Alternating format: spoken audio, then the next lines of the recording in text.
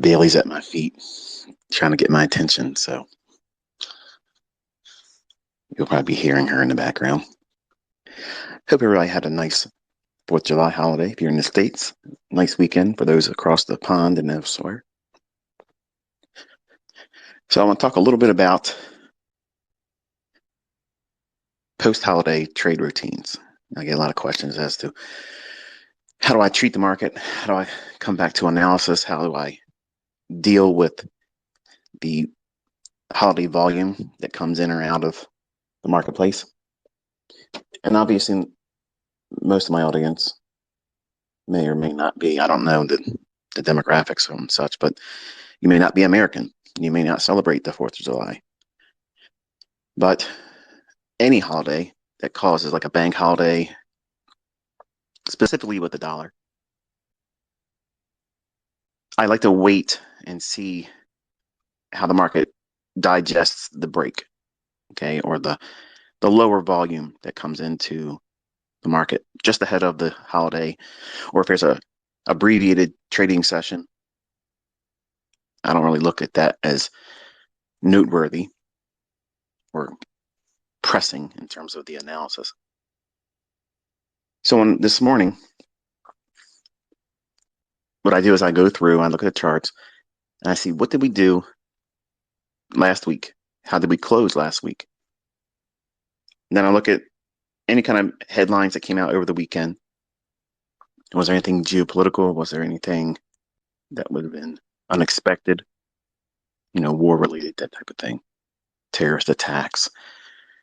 ICT opening up another mentorship for funds and payment, which I'm not. Conspiracies. So the idea of looking for a rhyme or reason as to why the market should do a specific thing. And obviously we know that the dollar index had a nice big run up overnight, and we've been bullish on dollar. That means it is risk off. So risk off means that other asset classes, other markets, are going to have pressure placed on them, not selling pressure, but pressure in the sense that sentiment will evaporate for bullishness. Case in point, euro dollar. Case in point, British pound versus US dollar. And if we see a market that kind of fades that underlying tone, and what does that mean? Well, consider stock index futures. How the market has traded up. We rallied after an SMT divergence at the lows compared to the NASDAQ and E-mini S&P. You'll see that the initial drops lower. We had a failure to go lower in NASDAQ. That is my SMT divergence. So when I was asked this morning if I was going to be trading, my interest was predominantly in the PM session, but I'm always watching to see what is likely to occur. Does the morning session give me reasons to justify why I want to stay on the sidelines until PM session, or does it create some kind of a specialty condition, some kind of circumstance or setup that would otherwise trip other traders up, the retail traders, the street money?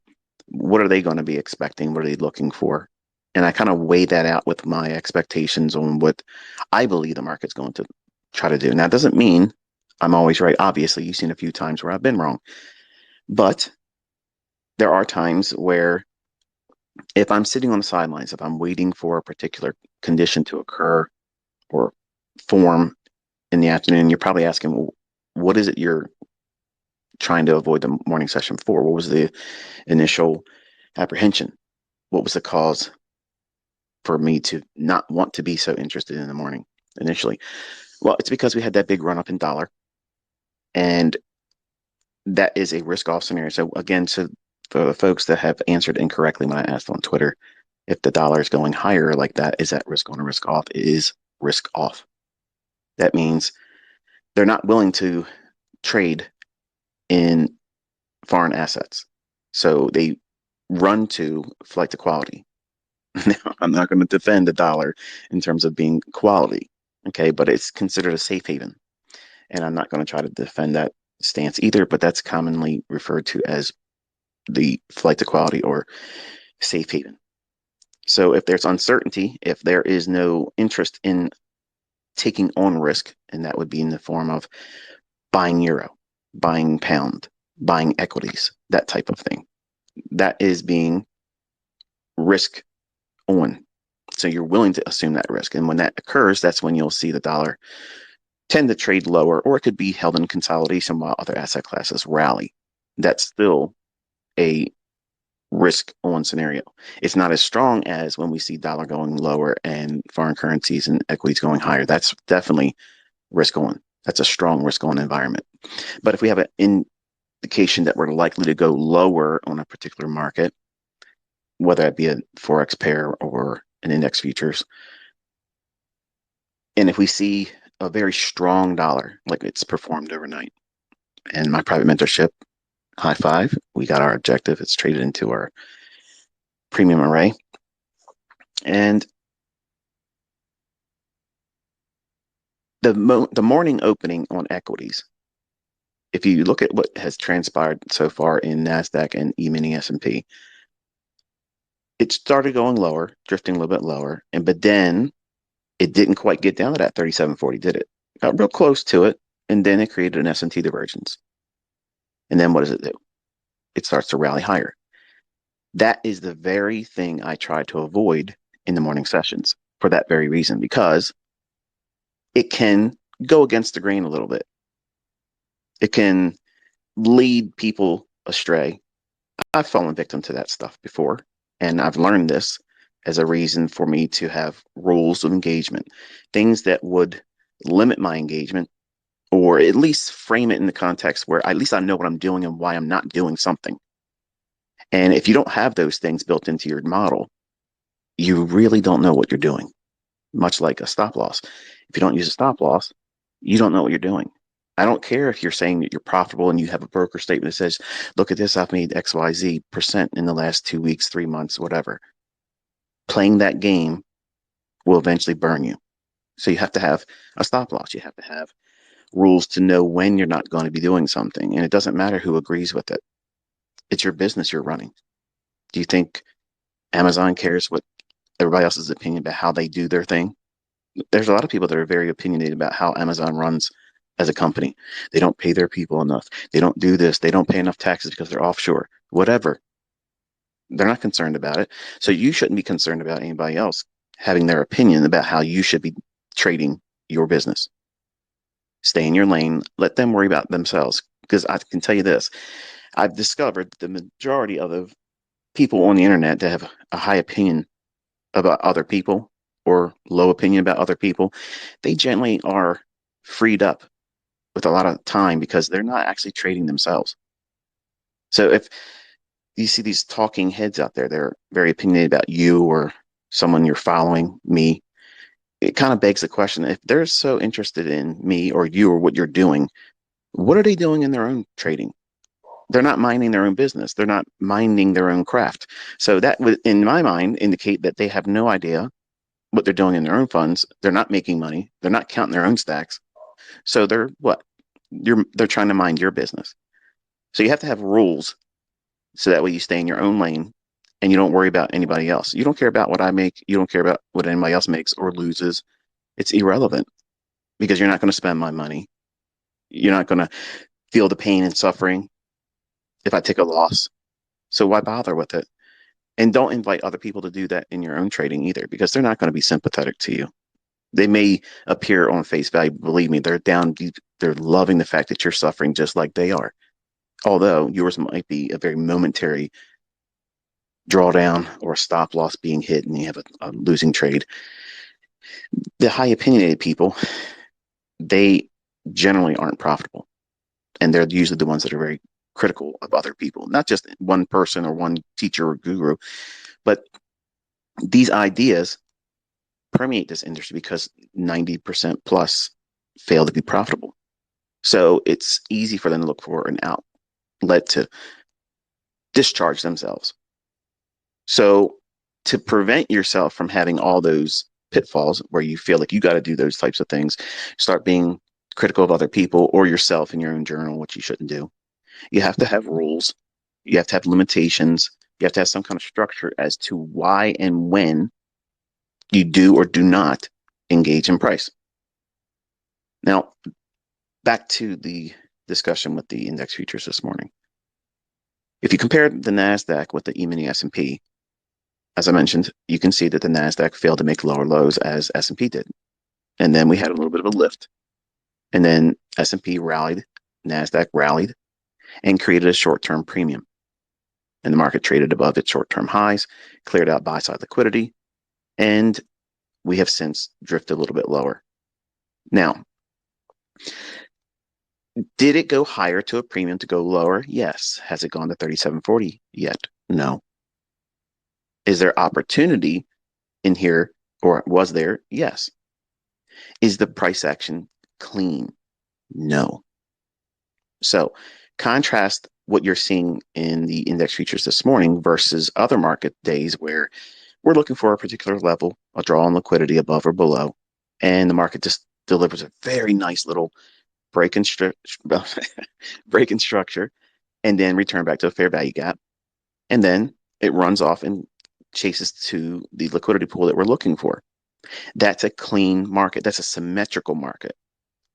We're not having that because we're coming off the heels of what? A holiday. And we had a big overnight run in dollars. So what's actually happening is the market's being allowed to digest and develop market sentiment.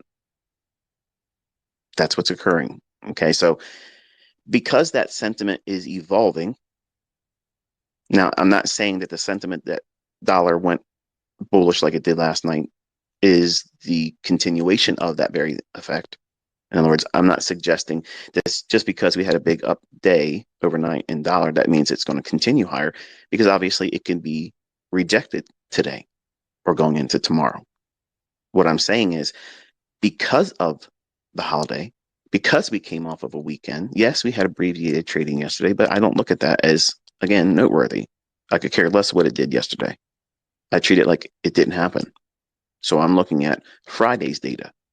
I'm not even concerned with what we did on an abbreviated session on 4th of July.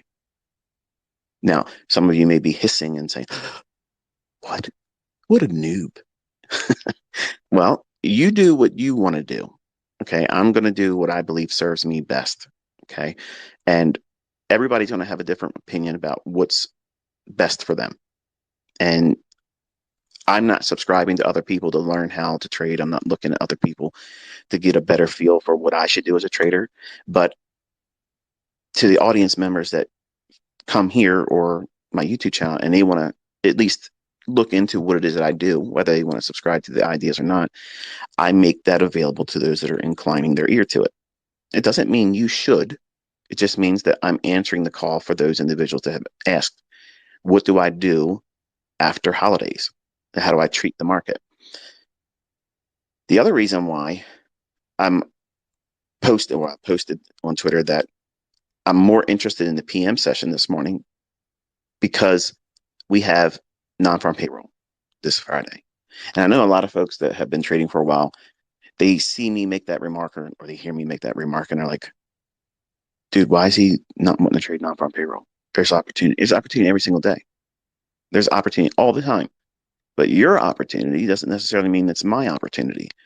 And vice versa. If my opportunity may be perfect for me, may not necessarily be the opportunity for you, even as my student. So that's why it's important for you to bring your own individual, unique personality into this, because if you don't do that, if you fail to do that, you're going to be frustrated because you're trying to align yourself with the person you're trying to copy. And you don't know what I'm thinking. You don't know what concerns I have. You don't have the time constraints that keeps me from staying with the trade, because maybe I'm getting ready to go on vacation, or maybe my wife said you spent too much time in front of these charts and you owe me some time, or my kids say, hey, this is what it's going to be like, Dad, we got things to do, or something else that's unexpected comes up. So it's important for you to have an understanding about what it is that you're trying to do as a unique individual, independent thinker. It's fine that you're learning from me or anyone else that's profitable and consistent and has a sound logic, but you still have to, at some point, make it your own. And there's nothing inherently wrong about that. You're not trying to reinvent the wheel. You're not trying to repackage the person. Now, I don't view it as someone repackaging what I teach. I don't like it when they rename things and try to sell it, because that's obvious then. But for you to learn from me and then say, okay, he taught this, but he didn't put it in this order or refer to it on this time frame in this type of condition and this economic climate with the calendar. But I see this repeating over and over and over again. So should I ignore that because he didn't mention it as my mentor, or because I see something going on there? Should I log that and continuously mine that to see if it's going to be something fruitful? If you don't do the latter, you're cheating yourself of your own individual model that brings in your own personal personality, and that's making it your own. I mentioned a comment, I think the last stream or Twitter live thing, whatever they call it here, spaces. I made a remark that I could make a model every single week the rest of my life and it'd be different. And that wasn't an exaggeration. I got somebody send me an email. Says, why'd you say something like that? You know, that's not possible. It is possible. How many time frames are there? It's, you know, all kinds of different time frames. You can do 3-minute charts, 1-minute chart, you know, 27-second chart. You're not limited. And your framework would make sense to you. And the logic behind those things, they're critical to you. They may not be critical to me. They may not be critical to everyone else in the social circle that you're in too. That's why I frown upon groups. Okay, I see a lot of folks coming to my comment section or they reply to my tweets, and what they're trying to do is they're trying to drum up an audience. Okay, they're trying to get people to come together, to congregate, and then they're going to come in and pitch ICT mentorship videos at a discount price. When I'm telling you, don't waste your money, folks. You have no idea what I'm teaching yet. Don't buy from these goobers. Trust me. Okay, trust me. Look what I've already given away. I'm going to amplify what I've already given away. We're getting ready to go into a new series. Ends. We're going to be making ends meet. And you're going to have some PDF study guides and everything starting this weekend. But it's going to be based on building rules. Rules of engagement. When not to engage. And because they have an economic calendar with the non-farm payroll this week, I don't like non-farm payroll. Have I made money on non-farm payroll with real live trading? Yes.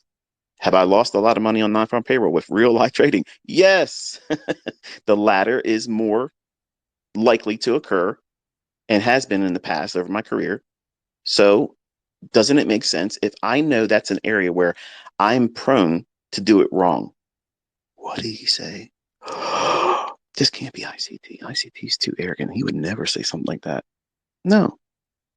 I have found that most of my losses occur in certain times of the month where the economic calendar broadcasts it beforehand. And because I was falling victim to everybody else on, at the time, message boards on America Online. Oh man, I killed it in non-farm payroll. Okay, I didn't see them trade it, but I just read what they said they made. What? That means I'm missing out. Let me go here. And every single time, I would regret it. And it would be less money in my account as a result. So I came to the conclusion that these people are full of shit. And I didn't watch them trade. They didn't even show me a broker statement. They just said they made this.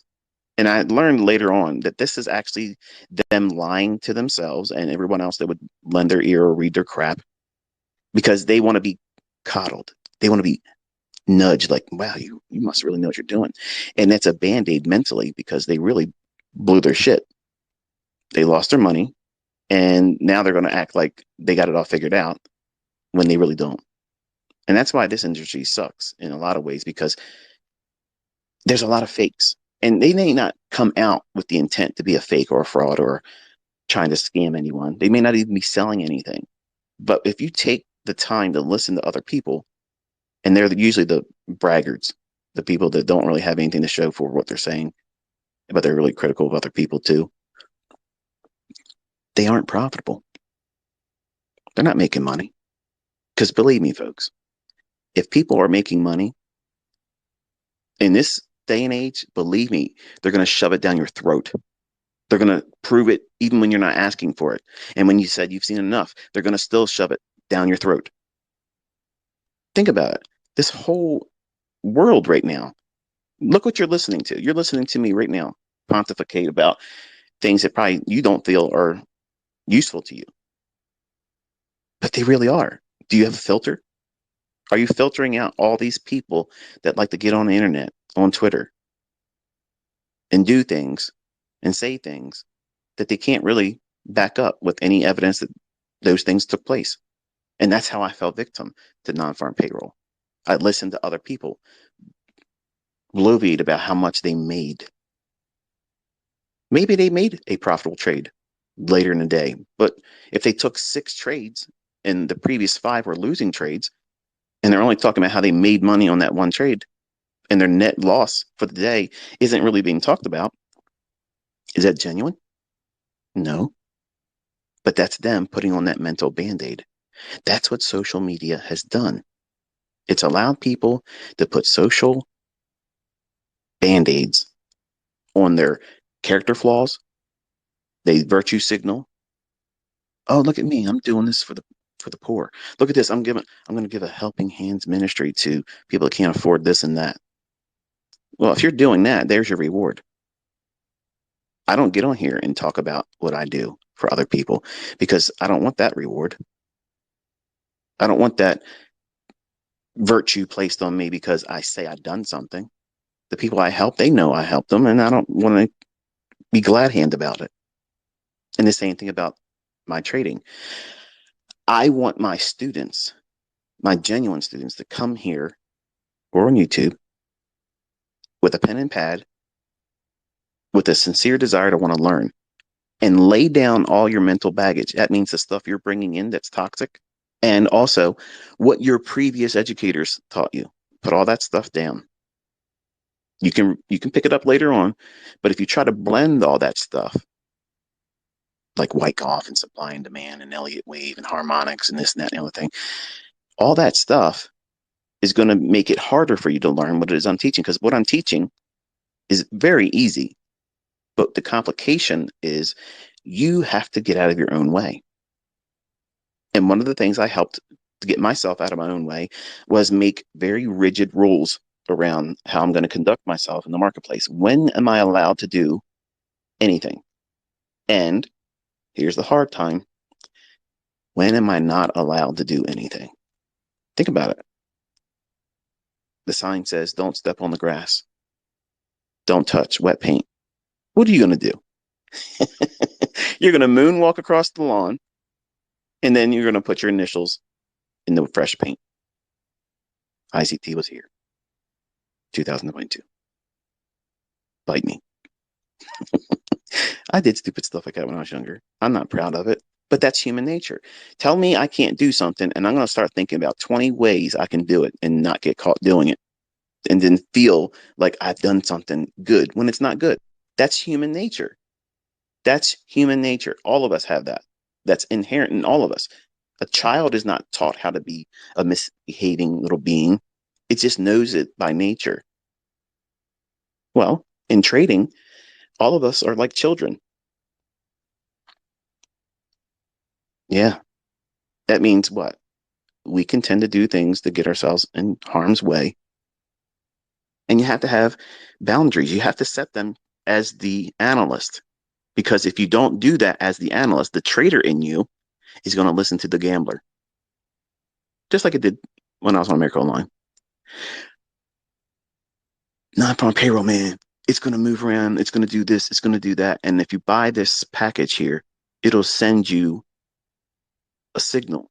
And if it's a red box, that means you sell it. And if it's a green box, you buy it. We know what the news is going to do. We know what the numbers are going to do. Man, that was garbage. I wasted money doing that. And I was among a lot of other people that did that kind of crap. All these systems that said, before the news comes out, we're going to give you this. And as soon as the news comes out, it's going to give you a red or a green box. Well, first of all, you're sitting there and you're waiting for red or green. Think about how that works when you're at a red light in your automobile. Are you really looking both ways? and see if these oncoming traffic has really stopped on their end before your green light becomes, chances are you probably don't do it. I know I have to yell at my wife all the time. And yes, I do yell at my wife when she's driving because she's not that safe as a driver. And I don't feel comfortable riding in shotgun with her. And one of the things that she does is she waits for the light to turn green and starts moving. But there's people that just generally think they can get through that light. And that's a lot of what we do as traders when we don't have limitations. Just because you have time to be in front of the charts, just because you have margin in your account, just because these candlesticks are painting and you have time to be in front of the next session doesn't mean that this is the safest thing for you to do or the most profitable. For instance, look at your chart right now on an E-mini S&P. Now, probably not as practical for people that are listening to this later on, but it's basically consolidating right now. It had a little bit of a rally up after the opening at 9:30, and then we started drifting lower, and now we're consolidating. Okay. There are people out there that can't wait to get in based on the last 5 candles that's just printed because they feel like they're going to do what? Miss something. I don't feel like I'm missing anything because we have non-farm payroll conditions. And generally, for those that have been keeping up and for those that have not really listened to this before or heard me say it, the way I teach my students is on non-farm payroll weeks. What is that? It's when the employment number comes out, usually the first Friday of every trade month, and they'll give you the employment number. I don't care about the data. And whenever these reports come out, when I'm looking at high impact or medium impact news drivers, I don't care what the data says. I don't care. First of all, if I cared about it, think about what you're expecting. You're going to wait for the numbers to be released, then open up the data and start reading it. Is the market sitting still while you're doing that? Hell no, it ain't doing that. It's not doing it. And my belief is it's already priced in to the market. And then what they're going to do is they're going to use that as sentiment. And people many times will get caught off guard. Not all the time, but in my experience, I've seen many times where the data suggests that it should go higher for that particular market or it would be considered beneficial for the currency. Okay, that's how like Forex Factory would say something like that. And it goes the other direction. So that was one of the reasons why I stopped trying to decipher all the quote unquote fundamental data. That I don't think that's fundamental. That's hindsight because all those data points, they've been known about. They've been known about by more intelligent, more vested individuals, entities that really have a lot more money in this game than you and I collectively will ever. And because of that, they're greedy and they'll pay for information and they'll want to be positioned ahead of time and start fading these types of moves because once it gets into the public's hands and eyes, it's already done. Like it's done. What are you expecting to happen? So it's not the same as if an headline comes out, so and so country was just bombed, God forbid, in a nuclear fashion. Man, that's going to cause the markets to go nuts. You can't expect that. You can't know how to decipher what that's going to do for a marketplace. It's going to be crazy. And that's like a black swan event. Every individual calendar event that's high impact or medium impact event, I treat that as that very thing, just on a very smaller scale. In other words, I'm expecting volatility to be injected into the marketplace. Something happens by that data being released, and the market is either organically or artificially manipulated. And what does that mean? Well, the algorithm is going to do what it normally does, or manual intervention comes in and they will reprice to a specific level. And it usually is immediate, kind of like an interest rate announcement coming out by FOMC, something like that. If the Fed comes out or another country comes out and says, okay, we're going to cut interest rates by a full basis point, something unexpected, boom, they reprice immediately. That's not buying and selling pressure. That's at central bank level. They're saying it's our currency, it's our commodity, it's our product, it's our good. And guess what? Who sets the price? We do. And we don't care if you're long or short, and too bad. Pound sand. Those types of events, you can't really predict. So what I like to do is wait for the news to hit the market and then basically go into price and see if there is something that would be manipulated to match my narrative, my bias, my trading model. If those three things agree, and the event has now been introduced to the marketplace, that being volatility based on the data that's being released by that report, then I'll go in and look to engage. But on days after holidays, and if it's like it is here, we had 4th of July in the US, it's a holiday in the US, the dollar based. And, people are out there doing what? They're cooking hot dogs and hamburgers, swimming, getting sunburns, doing things that you probably shouldn't be doing, but having fun doing it. They're not trading. But the day after that, when we put our thinking caps back on, maybe you are a little hungover. Maybe you're a little tired. Maybe you're not really focused in on what's going on. And then you add to it that we have a non-farm payroll week where I teach my students on those particular weeks on Monday, Tuesday, and Wednesday by 7 a.m. You either have your trade on or you don't. And you stay on the sidelines the rest of the week. Come on, ICT, that's not fun. I could still find trades on Wednesday. You can. You can. I'm not. There's lots of moves I missed doing this. Lots of really big moves. I'm not oblivious to that. But I've also been saved by a lot of noisy, choppy price action. And I want to be where it's likely to materialize in the scope that it's high probability. There's market symmetry there. Everything's lined up. Everything's in agreement. Dollar's up. Everything else is going down. I'm going short euro dollar. And I have correlated pair SMT divergence supporting the fact that I'm in the weaker of the two between cable and fiber. So that means euro dollars fail to make a higher high, and then it's going lower, more likely to go lower than cable, which is pound dollar. So all those things, that's a symmetrical market to me. It's high probability. All things, all factors considered, that's high probability. But I will never frame the day after a holiday as high probability, ever. Ever. Because that market is ripe to be manipulated on a manual basis. That means someone can come in and do something that you won't expect. And I don't want to be able to look back and say, well, I usually lose money in that situation, and I took the chance today and I lost again. I wish I would have learned my lesson. I don't want to have that again.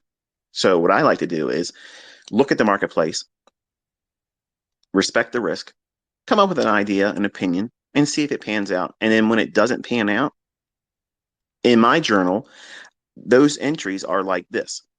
This is one more instance where I'm glad I have these rules of engagement that keeps me from participating in the marketplace because I expected this and the model didn't materialize. This is what took place. Had I not followed my rules, I would have suffered a monetary loss with this idea. Now, am I critiquing myself? Yes. Am I being negative about it? No. I'm re-emphasizing the fact that I've done things correctly, but also recording the fact that if I was to follow the model or a model, I have lots of models, but if I followed a model that I had in mind beforehand, when I've already adopted the mindset based on rules of engagement, things that I have to know when I'm going to do something, when I can't do something, days after holidays, I am likely to sit still.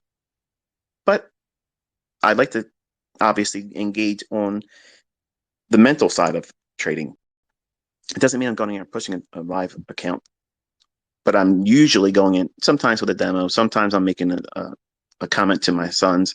I'll say, look, this is what dad thinks is going to happen, and let's see what happens. They love telling me when I got it wrong, much like some of the people out there on YouTube and Twitter. They live for that. But When I get it wrong, I sit down with them and I say, look, this is what dad was expecting, and this is what took place, and this is the reason why dad or ICT doesn't want to do these on these types of days, because I'm more apt to be incorrect. So again, if you know you're likely to have your arm tore off walking down 3 streets to the right from where you live, and there's a white picket fence, and there's a Rottweiler over there, and every time you walked by there, this dog's taken something from you, whether it be clothing, flesh, something. How many times are you going to keep walking down there before you realize it's probably not the best path for you to end up where you're trying to get in one piece? Now, I don't know where you're from, but I don't need to have decades of that type of experience before I learn my lesson. It took me a couple years, painfully, but it took me time and pain and loss to come up with these ideas where I'm not going to engage. And I don't care what anybody else thinks about it. I don't care how anybody else views it, because most of the time, people are going to be judgmental to you. They'll be judgmental to me, and they have no idea how I trade. They don't even know what it is I'm teaching you. They look at something, and because they want to make a name for themselves or they want to feel better about themselves, they'll critique something, and it's usually by ignorance, and they look like a fool. Don't take other people's opinion about you not wanting to engage the market as something that should influence you. Laugh at them, because they're raising their level of importance, their self-awareness about themselves, and they equate that you should view them as someone to listen to, when they've brought nothing to the table as the reason why they should be listened to. And you're not going to get someone to listen to you if you start poking at them saying, you've done this wrong, you do this wrong. Okay, show me by contrast what it is that I should be doing. These jokers don't do that. So when I sit down with you and I lecture you, I'm telling you, I've learned these lessons through pain. Okay. I didn't learn them from books. I learned these from pain.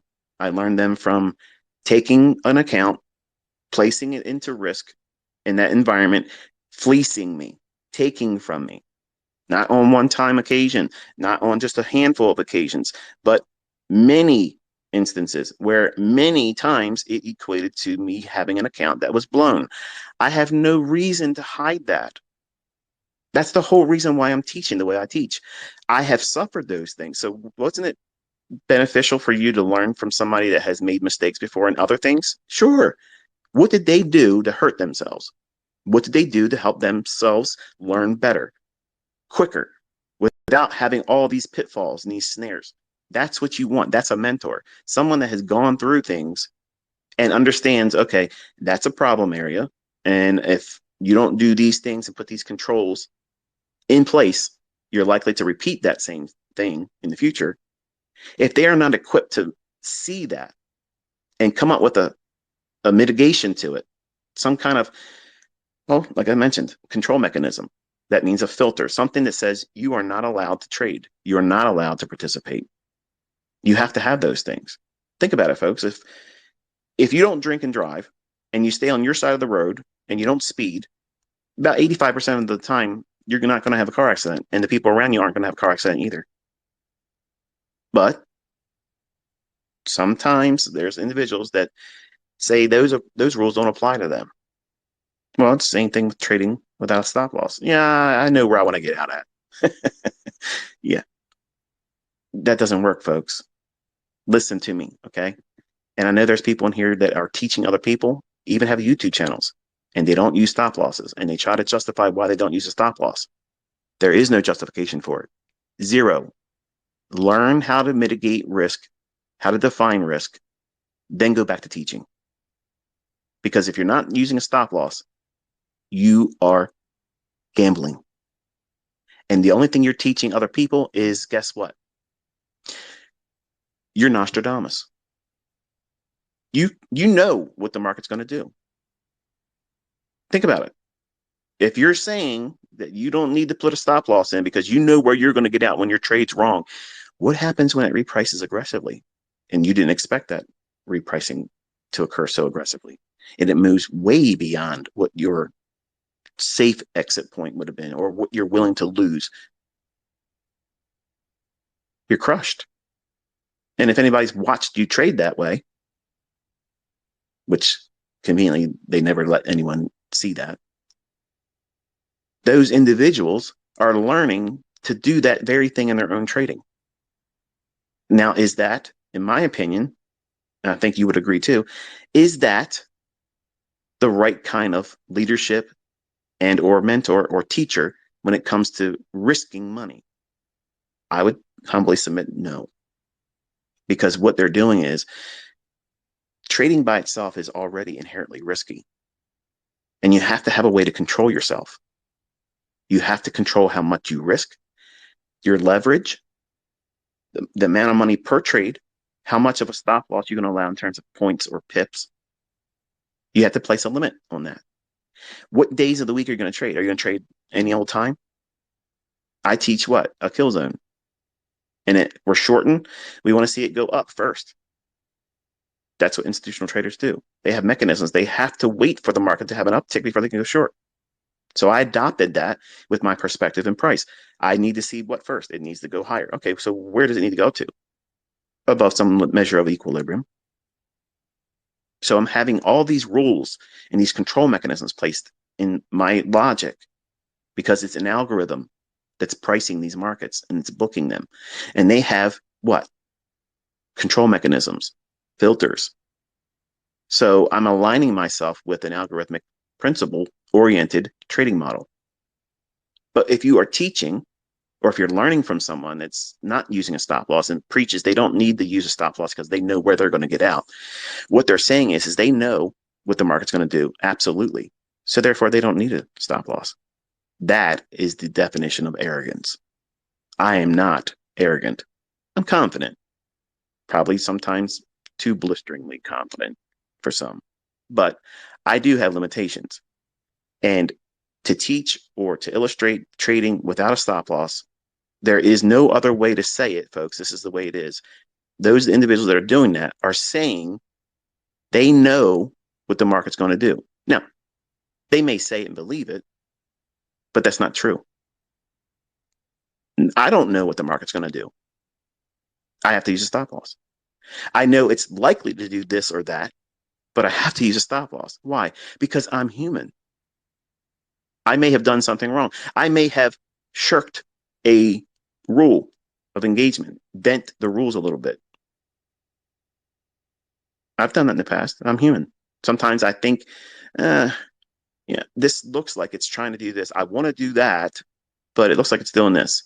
And I'll just toss in something small. But I'm using a stop loss. Why? Because I don't know what the manual side of intervention is going to do. And nobody knows that. That's the risk that is always in the offing.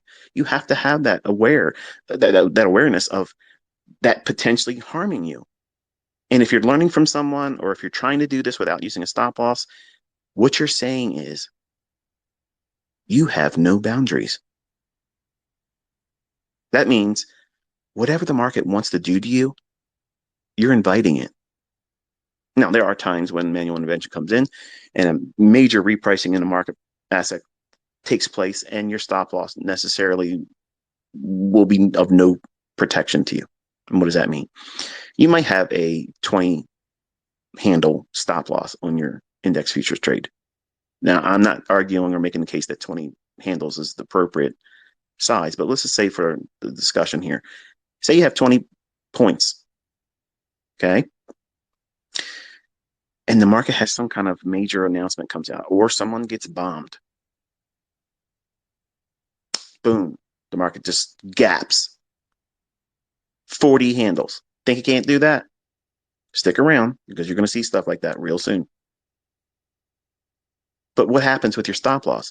Does the market and the broker say, hey, Jane had her stop loss at 42.50, okay, but it gapped 43.10.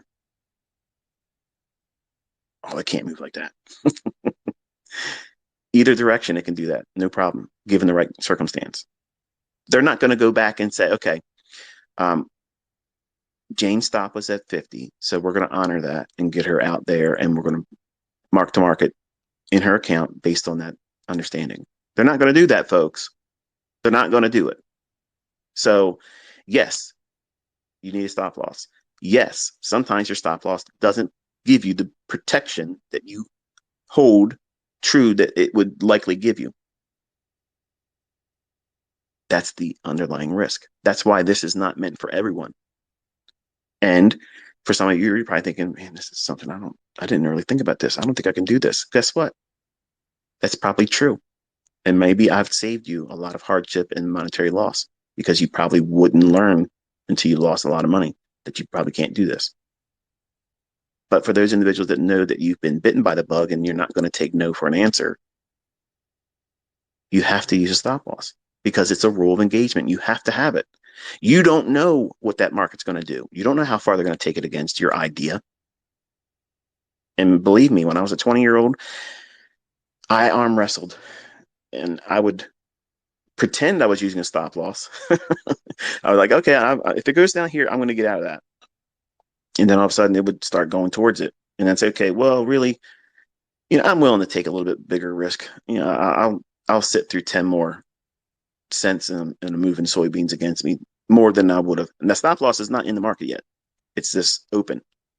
I have a target I'm trying to get to, but I don't have a stop loss in it. If you want to push it in, because that's what you're essentially doing. And that may sound crude, but that's exactly what it is. If you give the market the opportunity to abuse you, it will gladly do so repeatedly. Don't believe it? Lose and go back in again. Lose and go back in again. It's not going to feel sorry for you. It's not going to feel sorry that you didn't put a stop loss in and limit the amount of money that you're going to lose or could have lost. It's going to punish you. That's what it's there for. It's not here for your entertainment. It's not here for you to get better in terms of financial living. It's not for you. This is war. And you have to treat it as such. When people go out to battle, nation against nation, are they walking out there with wife beaters on and shorts and flip-flops? Hell no. They're going out there with helmets, plates. They're trying to get behind barriers like tanks and things that fortify themselves from, enemy fire because there's a risk. So if you're out there trying to do things and you don't have control mechanisms and measures in place, when should you do something? When shouldn't you do something? Well, that applies to a stop loss. I'm willing to take a loss if it goes here, but if it goes here and beyond, I'm probably wrong. That's what everybody without a stop loss is avoiding, that notion of being wrong. And being wrong, folks, you got to warm up to the idea. That's the best thing to know in this industry. Are you wrong? Are you wrong about your idea or your outlook on the marketplace? Because if you are wrong, you're going to want to know it because you're not going to keep throwing good money after bad. And as a young man at 20 years old, I didn't know that. I learned it painfully and very expensively, but I did learn it. Those and these are the discussions that none of the young hotshots that want to come here teach me an order block. Teach me an order block. Just give me the bias. Those individuals, and you know who you are listening, you're never going to learn how to do this as long as you hold on to those mindsets and think that's all it is. There is so much more that's going to be in your way. And you have not been here long enough, not under me, but in the markets long enough to discern where these things are going to creep up into your development, your trading. And everybody endures it. You're not going to be the guy or gal that just tap dances around these barriers, these pitfalls, these snares. You're going to put your head in the noose just like everybody else does and hang themselves. But I'm telling you, you don't have to do those things to learn the lesson. Learn from my mistakes. Learn from the fact that I lost fortunes doing stupid stuff. Stupid things. And it's not shameful for me to admit these things. I would want to learn from someone that's open and honest. This is how I screwed up in the past. And I lost lots of money. And I believe these things that are out there, they're still being promoted by books and authors and things. And it's garbage because they only talk about this is what you can make. This is the pattern that works. And they fixate on those positive outcomes and not nearly enough on the things that are going to hurt you. That's the reality. You're going to lose money. Even trading with what I teach, you're going to lose money. Are you going to keep losing money in the same trading day, in the same environment that you keep losing previous weeks and previous months? Most of you probably won't endure that because your money management is lacking and you'll blow out before that even becomes an issue. Suddenly, some of you are thinking to yourself, wow, this trading thing is a little bit more involved than I thought. Exactly. It's very easy to do, but it's next to impossible to accomplish profitably because you get in your own way. You don't have boundaries. You don't have limitations on what you can and can't do. And you expose yourself to risks, limitless risks. Without a stop loss, you're saying, take everything in my account and more. And given that opportunity, it can and will. I have seen that firsthand. I know that intimately. That's a feeling you don't want to ever have. And I can tell you, in those instances where I was a 20-year-old and I knew that was going to be the outcome, I still wouldn't close the trade. Think about it. I'm in an account. That account maybe had $17,000, $18,000 in it, $20,000 in it. And I'm in a position and I'm holding on to it. Live cattle. It's going to move. It's going to move. Yeah, it's moving against me. And it's way beyond what I've been thinking this is the area I would like to get out that goes down here. But I don't want to be wrong. I don't want to be wrong, man. Come on. I need a winner. And if I can come back from this is like the underdog story. This thing went against me so far, and I still came out. Well, I came out. I came out of that trading day with a blown account. So you have to have limitations. You have to say, regardless of what anybody else thinks about me, regardless of whatever my mentor might suggest, I have to have my own limitations. These are the rules that I have to adhere to. That's it. He teaches 1% risk, but I can't. I got to do 1/4 of 1% because I just can't. I can't tolerate it. I gotta use that little bit of money to do it. That's the right way of doing it. If I or anybody else says this is the minimum threshold that you should reach in terms of managing and, well, managing risk, it's always there. But if you take that 1 degree or more beyond what the educator like myself or anyone else that's teaching sound money management and risk management, and you make it even more limited, that's actually a good thing. And some of you are like, oh, well, you can't get rich. I can't make a lot of money risking 1/4 of 1%. You don't know math. Anybody that says you can't get rich risking 1/4 of 1% failed rudimentary math. Period. Because you can do a whole hell of a lot risking 1/4 of 1% if you know what you're doing. But the problem is you failed rudimentary math. That's the first problem. 2, you don't know how to trade. You don't know how to trade because you don't know that these patterns repeat multiple times inside of 1 week. How many weeks are in a month? Generally 4 or more. How many months are in a year? 12. How long do you plan on being on this spinning rock? That's uncertain. But as long as you have mental faculties and health to do so and equity, you probably want to keep trading, right? So all that is potential opportunity.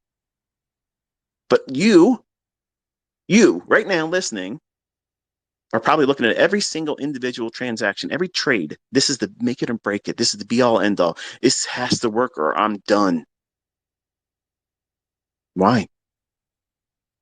Why did you just make this a summer blockbuster plot where you have to absolutely conquer the biggest boss of the most villainous organization on the planet? Even the X-Men wouldn't even mess with this person. Okay, that's what you've turned this trade into.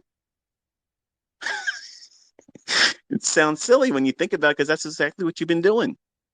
You've turned it into an Olympic feat when it's just a simple trade.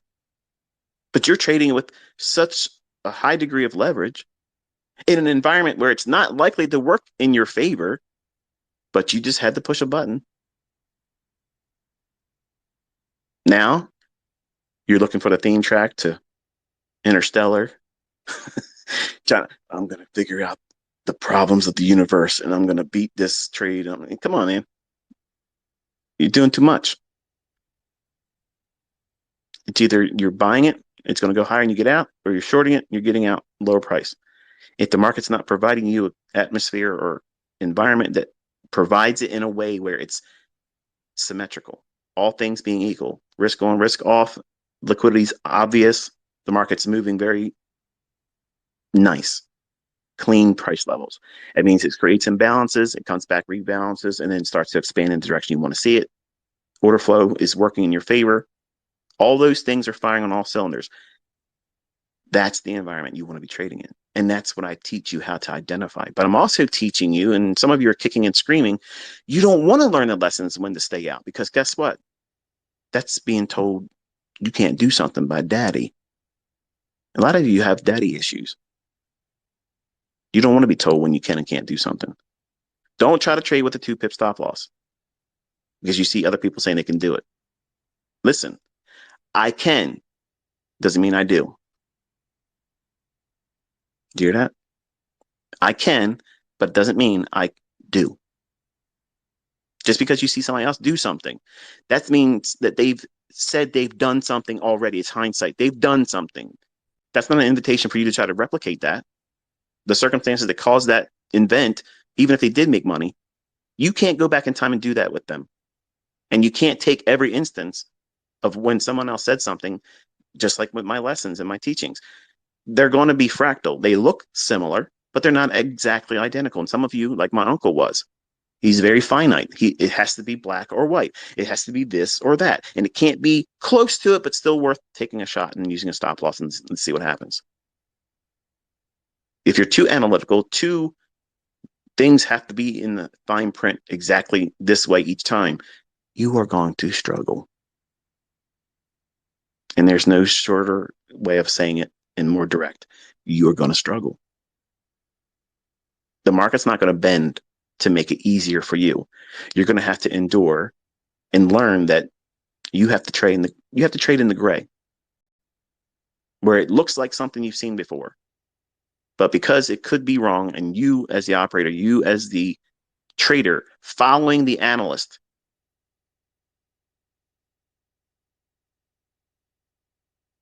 you have to incur that risk. And you have to keep at bay the gambler that says, come on, man, don't listen to this guy, man. Look, you see the chart. You've done 14 other trades where he wasn't even looking at that pair, and you made money. Don't listen to ICT about everything. Trust your gut. Well, this is one instance where you don't trust your gut, and you should be listening to me. I'm talking to the analyst in you, not the trader. This is the brain trust inside of you. This is the person that you're going to place all your trust in, not me, not your friends in some chat room. You, the person that's really going to push that button to get in and get out. The person that's really going to put the stop loss on and not pretend that I know where I want to get out. There's a lot of trades I wish I would have got out where I wanted to get out, and it didn't give me the opportunity to do it. It just rolled right over top of it and kept on running. You have to have, well, flexibility in yourself, your expectations, and your own performance. But that is also going to have to incorporate hard rules. I cannot take a trade when circumstances are like this. What is that? The day after a bank holiday, a day after a long weekend. Those things are, man, they're snares. There's going to be some days where they just really rip and tear off, and it's wonderful to be a part of those moves. But they're not always like that. They're more likely to not be like that. So is that high probability conditions? No, at least not by my definition isn't. And I know some of you in here don't like to define things as high probability based on the things I say are high probability, because you've done something, and you maybe done something and you made profits with a real account, because you shouldn't be trading with real money yet. You're still learning, but some of you just want to be doing it. Now, be honest. No one else can hear your thoughts. When you know you shouldn't be doing something and you made money, do you really feel good about it? No. That's the reason why you go on social media and talk about how you made money. You're dealing with the guilt because you knew that that was not skill. That was plain old luck. I believe in luck. I don't believe my results are a result of luck. I believe when I make money and I know I shouldn't have done what I did, that is luck. I know it exists. My ass has been saved many times of, well, doing the wrong thing at the wrong time, but eking my way out of it with a profit. And I believe that that goes on a lot in this industry. And you see it thrown up, regurgitated day after day with these people posting their MT4 results. And they're the same individual that have 20 trades in the same asset. And they're all different prices by maybe 1.5 pips difference. $18,000, $20,000 profits on each one of them. They did not take that trade. And the fact that they have all those little entry points, they didn't know what they're doing. They're just going in, placing trades, and then there it is. I'm telling you, folks, those individuals are not making real money, period. But these are the same people that are going to influence you and tell you, don't use a stop loss, trade on days where I'm teaching you it's not likely to be that perfect setup that you're looking for. Did you just say perfect? Yes, I did. There's a perfect setup that I have in mind that I hunt every single week. Sometimes I miss it. Sometimes it doesn't form. But in my mind, I have a specific unicorn pattern that I like to see every single week. And I go after that. That's my personal model. I'm not teaching you. It has a lot of the things that I've shared, but your unique unicorn pattern, that little perfect thing that you're looking for, you'll develop that on your own. It might be the very model I gave on YouTube. Or if you're a private membership student, it may be one of the models I taught. Or it might be a hybrid of 12 that I taught. That's where the flexibility has to come in. You have to give yourself the flexibility and invitation to bring your own individual uniqueness as a person into your trading. It's fine to take what I've taught conceptually, but you have to still work with that like clay and mold it around your personality. If it doesn't work, it's not because my concepts don't work. It's not because you can't be a profitable trader. It's just because you have not form fitted it to your personal personality, your way of thinking and engaging. But these types of ideas where I'm teaching that you cannot do something on certain times of the calendar week or month, they have to be hard rules, regardless of what you've done in the past, regardless of who you respect in this industry, and they tell you differently. I'm telling you, folks, if you want longevity, this is one of those keys, those secrets to doing it. You have to know when to say no.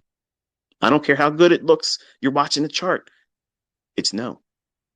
Because I can tell you, every time I broke this rule, every single time before I put the trade on, I could justify, oh, it looks good.